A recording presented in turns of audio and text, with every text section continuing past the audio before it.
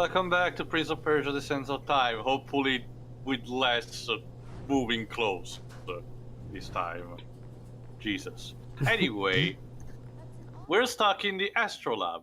So, as foreshadowed, we need to move the light in order to illuminate the symbols, in order to open that door.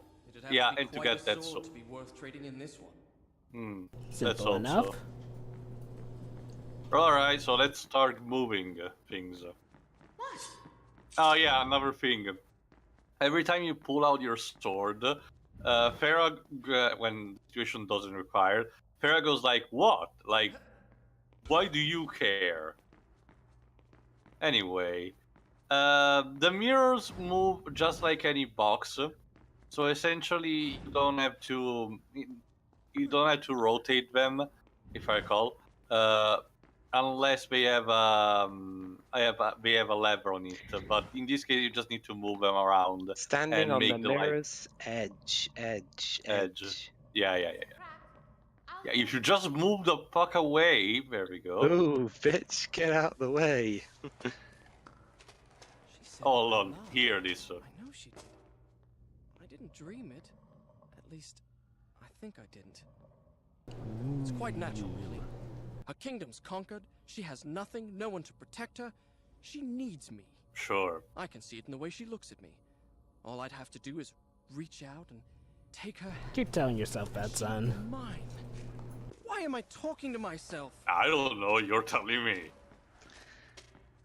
Anyway, after this monologue, let's pull more mirrors.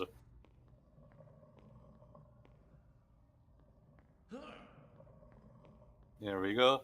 The first thing to do is to illuminate, I think, that stone, that statue at the base. That will allow you to climb up things and get on the balconies where you find more mirrors to pull and more lights to switch. There we go. There we go. We need to illuminate that small circle. Easy enough for starters. I think I've played this kind of puzzle before in a Harry Potter game. It's very common in puzzle games. I think it was Prisoner of Azkaban I did this kind of puzzle in. It's also very common because it's actually really easy to, elaborate to. All you need to do is just some blocks and some straight lines to use for the light. Anyway, what we need to do now is to get here on the pedestal, then jump on that here, and then start climbing from there. Basically, we need to reach the other balconies. There we go. Now those drapes are there just for decoration, but starting from the second game onward, if the prince finds himself like that he cannot just slide down from a wall or something, he can automatically slide down by plunging his knife into the drape, like Errol Flynn style. Also, what we need to do now is instead to climb a bit more. There we go. This mirror has a lever, so instead of pulling around, we just need to rotate it. But it's no use. I know. I can see that. Yeah.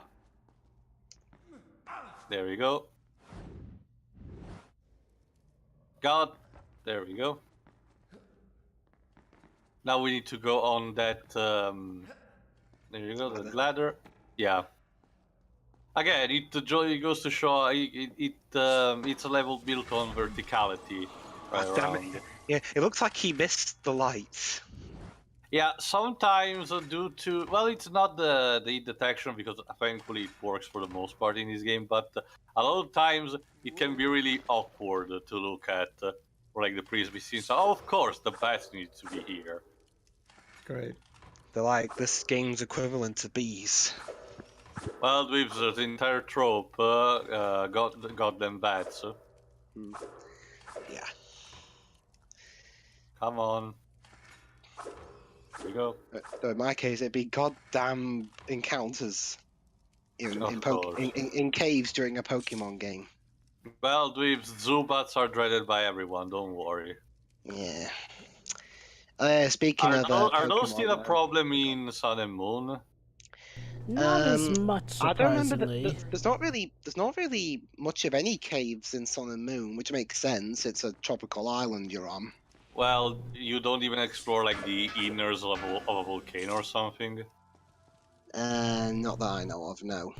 Huh. And unfortunately, I'll be having to sit out Ultra Sun Sun. and Moon because I've no longer got my 3DS. Oh no! So how will you ever cope? Don't worry. But hey, think of it this way: from very soon I'll finally have my own Pokemon main series game to record. Which one? The one on Switch. Yeah, the one that's coming to the Switch. Yeah, they've already confirmed Game Freak are making one for Switch. Hmm. First Anyway. ever AAA Pokemon game. Watch it, it is just a sequel to Pokemon Colosseum. Well, we already had that too. Pokemon XD Gale of Darkness. Well, Besides, a third title then. Besides, the Pokemon games' battle system has always been turn-based. Switching it like that would be a bit jarring. Ha ha ha! Yeah. Switching. Not just that, but the Colosseum game, the GameCube games were made by a different developer, so I'm pretty sure Game Freak will. Hmm. It's most likely going to be like the Ocarina of Time of the series in the source. It's literally going to take what the previous games did and basically transplant it into 3D.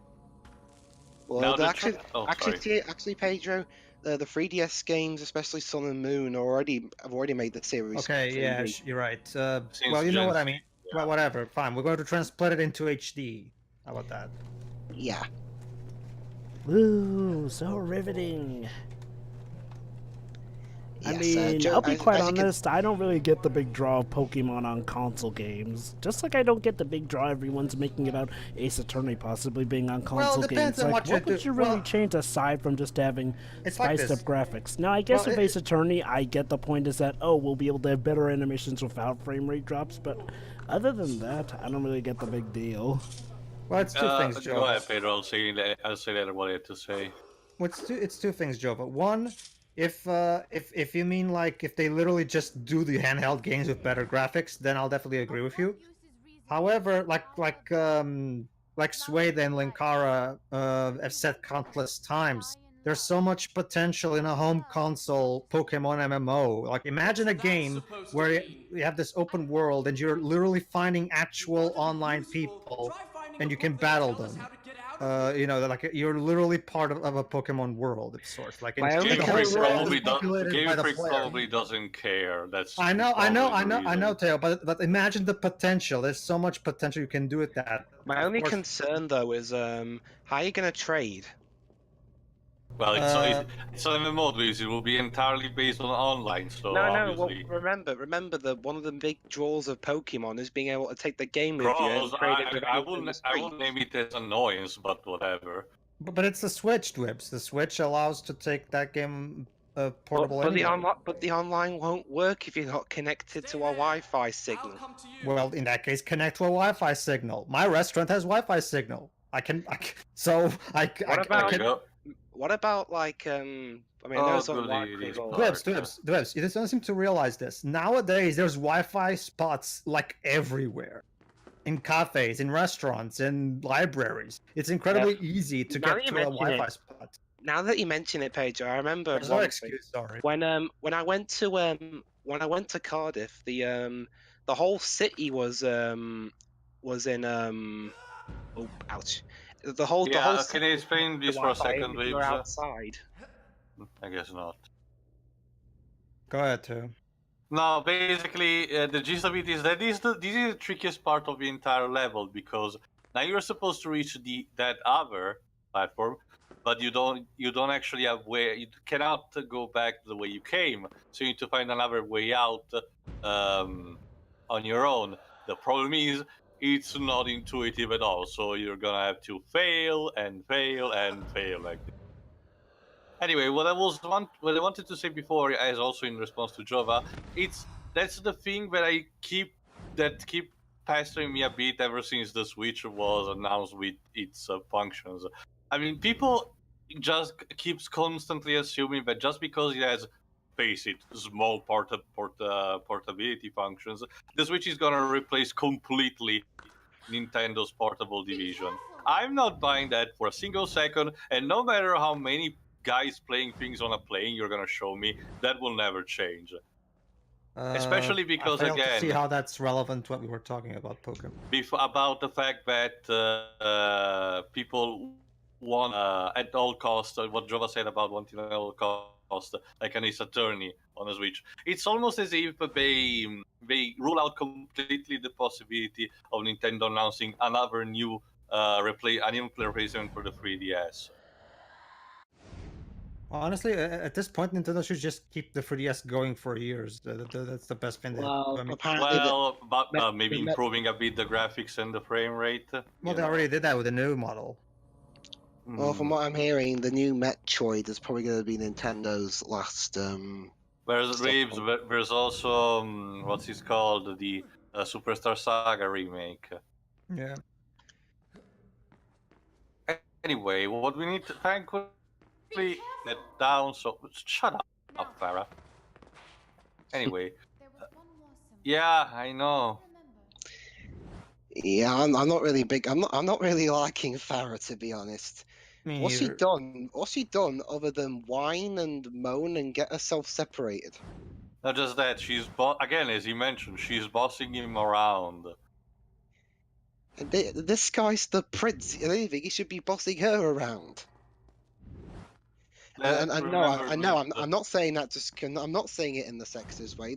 The guy's a prince. Not just that, Weebs. He has all the rights to do so because due to the time period this was set in. But not even that. There we go. Now we need to use the ropes in order to climb by her. Not even that. There's the fact though that again he has practically zero social skills and life, but he has zero social skills, so he doesn't know how to properly act with Farah. And remember, at this time we're practically the only two survivors in this whole sand apocalypse, zombie apocalypse scenario. You were nearly right about him having no life. Yeah. So basically, he needs to hold her for as much as he can get her help. Go figure. And admittedly, for as much as she bosses him around, she is actually helpful, thankfully, in-game. Yeah, remember, she also helps him pulling switches on other places and stuff. Sniping enemies Anyway. from afar for arrows, and yeah, all that jazz. Well, when she's not accidentally shooting. Anyway. But yeah, Now we need to pull the last mirror, and in order to illuminate, yeah, there we go. This will allow us to, to connect to the path easily. There we go. You were saying, Jova? Yeah, back to the subject of Wi-Fi, there are quite a few bald spots with Wi-Fi, not to mention the fact that it depends on how well the switch is to hooking up to a Wi-Fi on the spot as opposed to having to go for whole control, and also the big elephant in the room, planes. Yeah, planes don't exactly give free Wi-Fi, so you're kind of screwed there.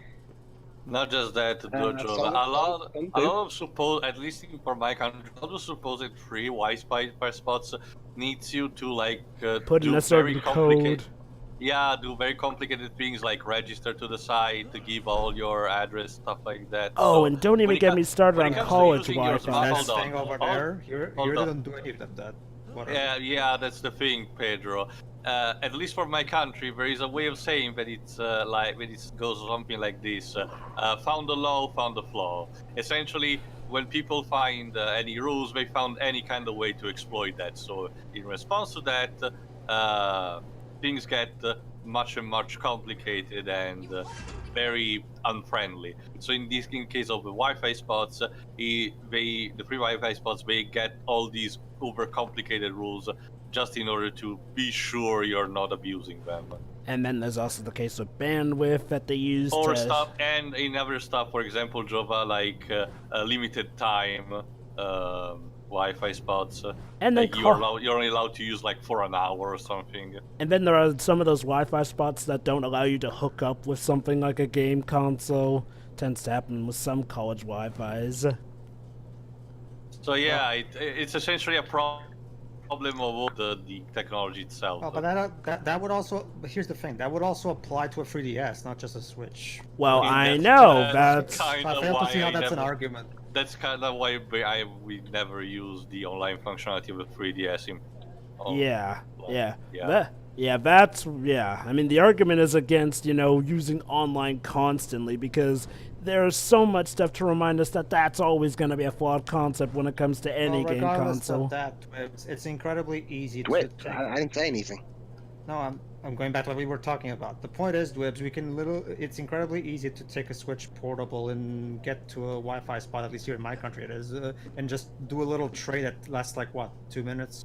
So it's not like that's going to cause the problem of the Pokemon MMO that fans dream of. It's perfectly possible if Nintendo actually got their lazy asses together and actually made something. Well, I would think that Nintendo may be interested because they seem to be much more open to fans and everything. It's probably just Game Freak not wanting to care, not even being threatened by Nintendo or something. We have to remember the fact that Pokemon is owned by 3 large companies, and while Nintendo does have a big piece of that pie, they don't call all the shots. Nintendo has the rights to the IP, but Game Freak still has some control decisions. And there's also the Pokemon Company and Creatures Inc. Mm-hmm. They're the other two. So essentially, it's a clusterfuck. Also, I'm waiting to see how good the Switch's netcode is compared to that of the Wii U. That's just the thing. Yeah, I mean, I know. I mean, at least like the likes of the Final Fantasies and all that are run by just one group. Pokemon's run by like 4. Yeah. You were saying, Pedro? So basically what you're telling me is that the Pokemon franchise is never going to get out of its bubble and actually try something interesting for it. Oh, we will try something new probably eventually. I mean, they it's did just try with stuff like Snap or the Colosseum games, I guess. Yeah, and the how long problem is ago that were those games again? Well, recently there was Pokken Tournament. Yeah. I mean, that's just as Tekken with Pokemon models slapped on them. But regarding Pokemon, it's something new. I mean, honestly, it's not impossible for them to try new things. They do that a lot of times. In Gen 7, they dropped the gym system and replaced it with a bunch of challenges. And they finally got rid of HMs. It's true that Game Freak is not innovating at all, almost at all, or at a very slow pace. But some things happen once in a while. Yeah, I mean, I much prefer them. I much prefer them just changing stuff bit by bit, gen by gen, as opposed to just changing everything in one game. No one's asking. Isn't that what you criticize Sonic about, Pedro? Yes, it is, Dwibs. But here's the thing: just because I don't like one extreme, that doesn't mean I want them to do the other. Well, I wouldn't even say they're doing that other extreme because they are changing up things. I'd say gradually enough. It's like I said, Sun and Moon to me is one of the prime examples of how you change stuff up to be new, but still keep the old, also, for the most part. To mention, Dwibs, every single Metal Gear game made severe changes to the gameplay without sacrificing anything that fans liked about it to begin with anyway. So it's Kojima's already proven that kind of thing is possible anyway. That's a stealth game, though. Pokemon's RPG. Well, that's irrelevant to my argument. The point is, it's perfectly possible to try radically new things without necessarily throwing everything out the water. I don't know, Pedro. I mean, my biggest fear with biggest fear when they change stuff up for Pokemon is if it gets to the point where it doesn't really resemble a Pokemon game. Well, again, what exactly? For example, the MMO fantasy that fans have. How would that not be a Pokemon game? I mean, that'd be fine as its own separate game. Kind of like how Final Fantasy does it, but not as a mainline game sequel. Yes, but well, again, like you just said, that's what spin-offs are.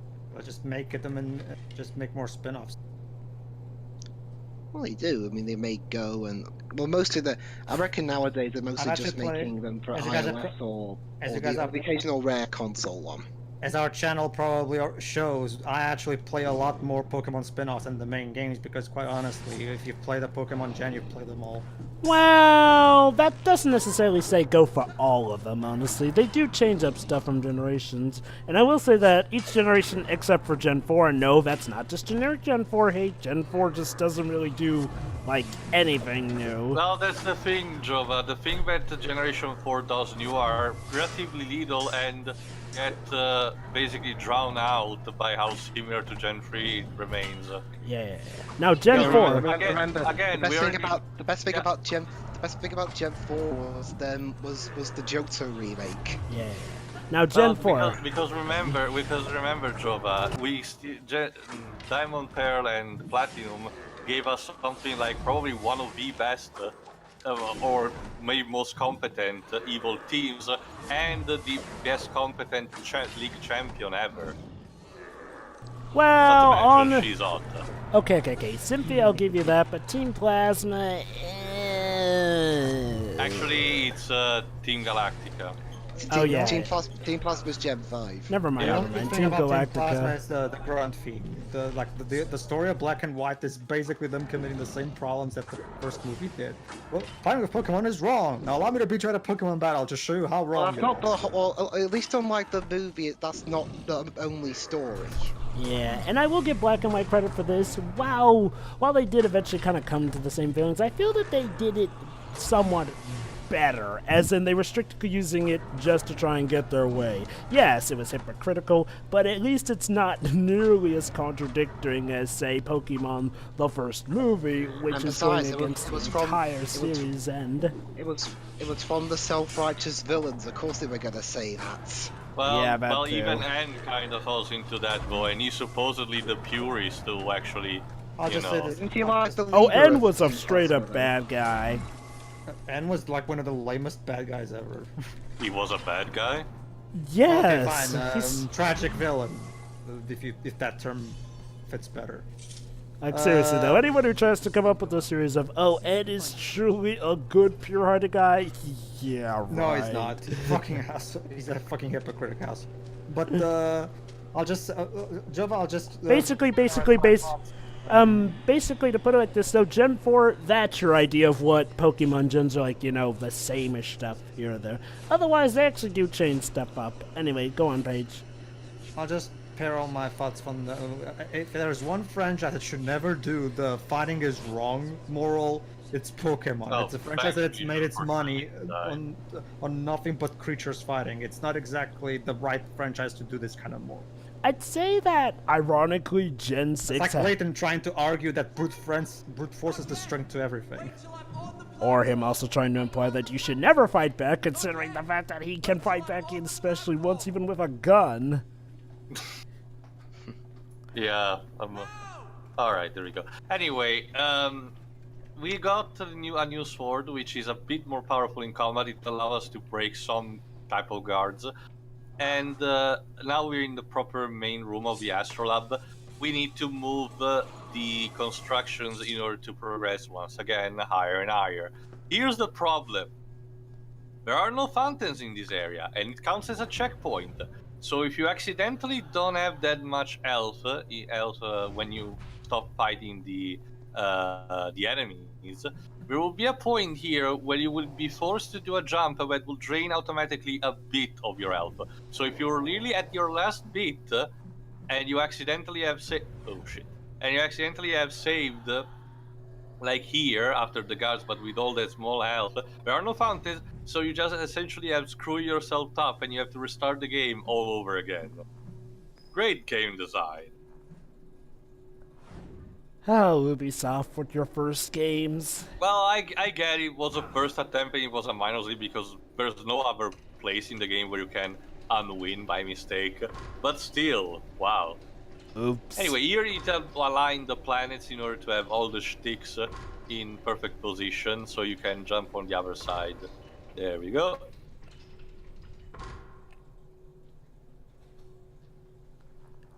Alley-oop. Anyway, forgot what I was saying, what I was about to say before. But, oh yeah, about the Gen 6 also. There was the fact that Gen 6 was the one that kind of tried to started doing things differently a bit for everything. But the problem is, very good, that's the jump I was mentioning. In doing so, in my opinion, they altered the Pokemon formula in a bit of a weird way. For example, at first I wasn't really keen on the Mega Evolution. Not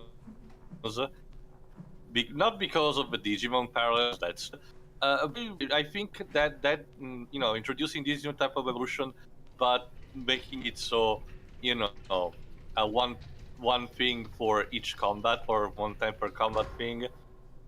They could have just make it normal evolution, especially because ever since Gen 4 we never got actual proper new evolution or pre-evolution, aside maybe from Sylveon in Gen 6, but that's just a new Eevee form. So but and honestly, the Team Flare was weird. I mean, it was literally the Illuminati with a global destruction machine. And they're obsessed with fashion. Yeah. The thing Yeah. I liked about Gen 6 was that it did quite possibly the best example of, okay, the closest you should ever go to Pokemon shouldn't fight. As in, they did it in the way that Pokemon, yes, it's okay that Pokemon right, I fight, forgot. but Go ahead, the John. idea is to... Anyway, the idea was that Pokemon are... It's okay to have Pokemon fight, but have them fight, in the sense that you aren't running them too hard, like we're just using them as Gen 2 tools. kind of already discussed that with Silver. Yeah, that too. I'm going to be honest though, Jova. There's very little of Gen 6 other than the Hoenn remakes. There's very little of Gen 6 I remember other than the weird fashion sense of Team Flare and Junichi Masuda having a massive brain fart when he did the gym theme.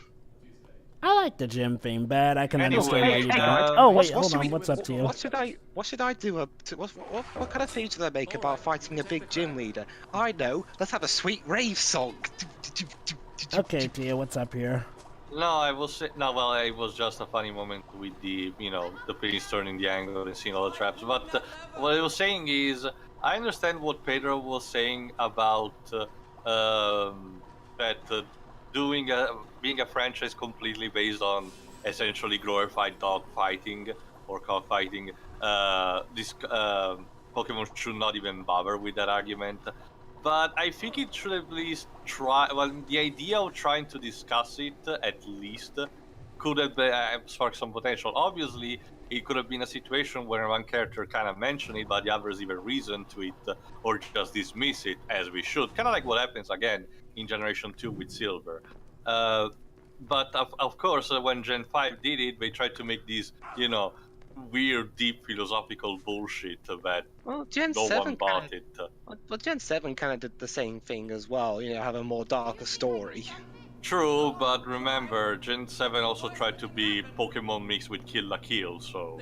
Gen 7 worked out a lot better because it wasn't trying to do a philosophy that, spits in the face of the franchise. And... Oh, the villainous team you fight there are a bunch of wannabe gangster rappers. Yeah, Gen 7 knew what to actually be serious about and what not to give a fudge about. That's what helped it out marvelously. Because that's the point. Everyone treats Team Skull as this big joke. And Well, then... that's the thing, Dweebs. As soon as they... Oh shit. Yeah, as soon as you get to Po Town, then it all gets kind Not of... just that, Dweebs. It was from the trailers, but remember, Dweebs, it's from the trailers that I immediately got what the plot twist was about. I also do I guess they didn't need it to be subtle about it, but still. Tio, 3/4 of the fandom got what the big plot twist was gonna be. Yeah, I'm not calling myself a special snowflake because of it. I'm just saying that it was that obvious. Hell, I bet even people who weren't Pokemon fans who somehow saw the trailer predicted that would happen. which we're not going to spoil because Ultra Sun and Moon. Here's another thing, when you're holding one of those, when you're holding one of those levers on the wall, the camera starts to completely spaz, and you're not allowed to move it in a decent way, so you're constantly fighting with it. Well, Anyway. this looks like you're in a bit of a bind. You've got no sand left, and you've got to fight these enemies. Thankfully, they're near a pool of water, so I can distract them and just, refill my health back. Excellent. There we go. Oh, don't mind me. I'm just taking a drink. Ow. Oh, no. No, Yeah. aha! I get. Hey, good plan you had. Distract him while he's drinking. Anyway, thanks to the new sword we acquired, the enemies are actually much easier to dispose. Attack And him while he's drinking. Sorry. well, while I don't have proper sand tanks, I have those, half moons on the side that allows me to do the paralyzing attack with a dagger, which it's incredibly great against these enemies, which otherwise will parry almost all of your attacks. All right then. So I'll dispose that, see the vision, and essentially save. There we go. Here's another thing. There you go. Another attack that I start using from now on is the launching move. Essentially, when the prince is near a wall or an object like that, you can press X and he will do a small jump against the object, then sprint towards the nearest enemy, which will immediately knock it down. Only a few selected enemies can parry this move. There we go. So as you can see, these were not too much of a fight, thankfully. Okay. Also, gotta love that vision from before that actually saw me dying on those spikes when it was actually those moving blades that almost killed me, but whatever. Anyway, let's see what awaits us. Alright, defeating the EVs, yes, I knew already that to do that.